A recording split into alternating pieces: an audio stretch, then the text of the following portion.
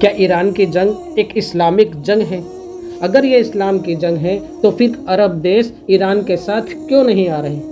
کیوں ایران کے ساتھ کندھے سے کندھا ملا کر نہیں کھڑے ہو رہے؟ اسی نظریے سے کچھ حدیث اور اسلام کے بارے میں آپ کو بتانے والا ہوں۔ سب سے پہلا، فارس کے لوگوں کے بارے میں حدیث میں کیا آتا ہے؟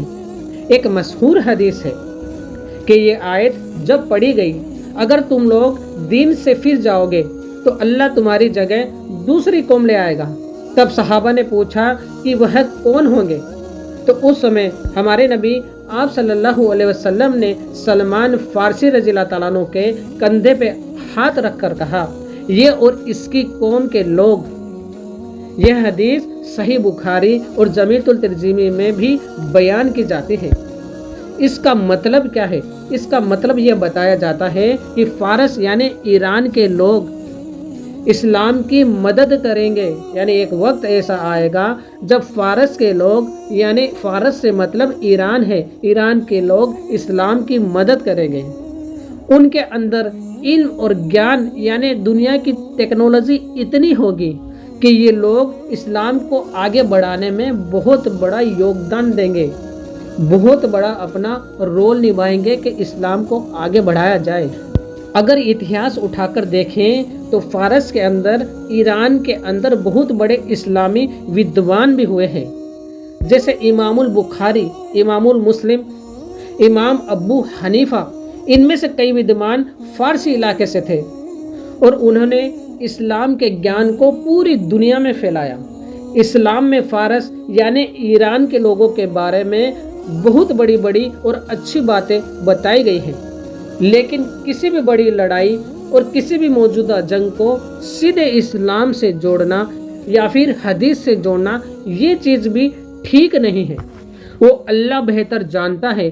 اگر یہ بات حدیث کے حساب سے صحیح ہوگی تو ایران کو ہرانے والا کوئی نہیں ہے۔ ایک اور بات میں آپ کے سامنے رکھتا ہوں، جس میں کہا گیا ہے کہ آخری زمانے میں، یعنی ایران اور خراسان اور کالے جھنڈے کا ذکر آتا ہے۔ یہ بات بہت وائرل بھی ہے اور بہت لوگ جانتے بھی ہیں کہ فارس کے بارے میں اسلام نے کیا کہا ہے اور کالے جھنڈوں کے بارے میں اسلام نے کیا کہا ہے اور خراسان کے بارے میں اسلام نے کیا کہا ہے۔ بہت سے لوگ اس جنگ کو اسلامی جنگ کے طریقے سے بھی دیکھ رہے ہیں۔ اس جنگ کو قیامت کی نشانیوں میں بھی جوڑا جا رہا ہے۔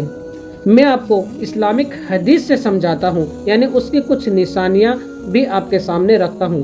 اسلام میں حدیثوں میں بتایا گیا ہے کہ آخری زمانے میں یعنی قیامت سے پہلے دنیا میں بہت بڑی بڑی جنگیں ہوگی، جس میں ایک نام بہت سامنے آیا ہے، ملحمہ الکبریٰ۔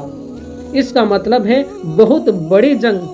کچھ لوگ اسے دنیا کی سب سے بڑی جنگ بھی کہتے ہیں۔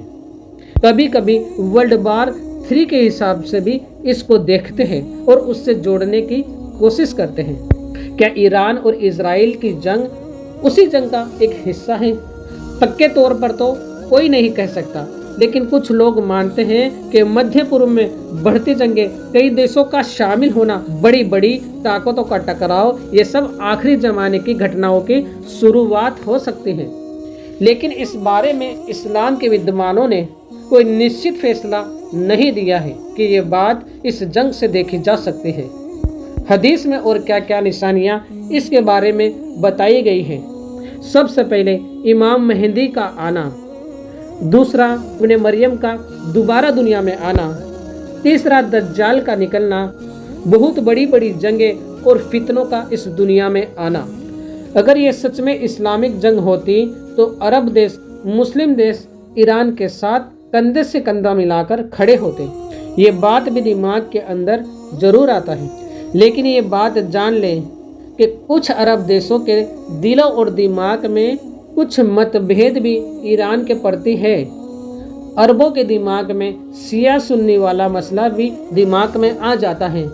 عربوں کو یہ ڈر ہے کہیں ایران وہ پاور نہیں بن جائے کہ وہ پھر سنیوں کو قتل کرنا شروع کر دے، کیونکہ ایران ایک شیعہ کنٹری ہے۔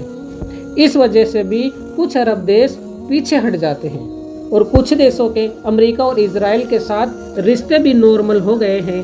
کچھ عرب دیش बिजनेस भी अमेरिका के साथ करते हैं। अमेरिका के साथ सैन्य संबंध भी है, इसलिए वो खुलकर ईरान का साथ नहीं दे पाते। और कुछ देशों ने इजराइल के साथ भी रिश्ते अपने नॉर्मल कर लिए हैं। लोगों के दिमाग में ये भी आता है, जब दुश्मन के तौर पर यानी सामने यूनाइटेड स्टेट यानी अमेरिका दुनिया का पावरफुल देश और इजराइल सामने है, तो क्या ईरान जीत सकता है? और ईरान के साथ कुछ अरब देश भी आ जाए तो इस्लामिक जंग अगर ये हो तो क्या इस्लाम फिर जीत सकता है? तो ये बात जान ले कि युद्ध सिर्फ हथियारों से नहीं जीते जाते। इतिहास इसका गवाह है कि बड़ी बड़ी ताकत को हारते देखा है।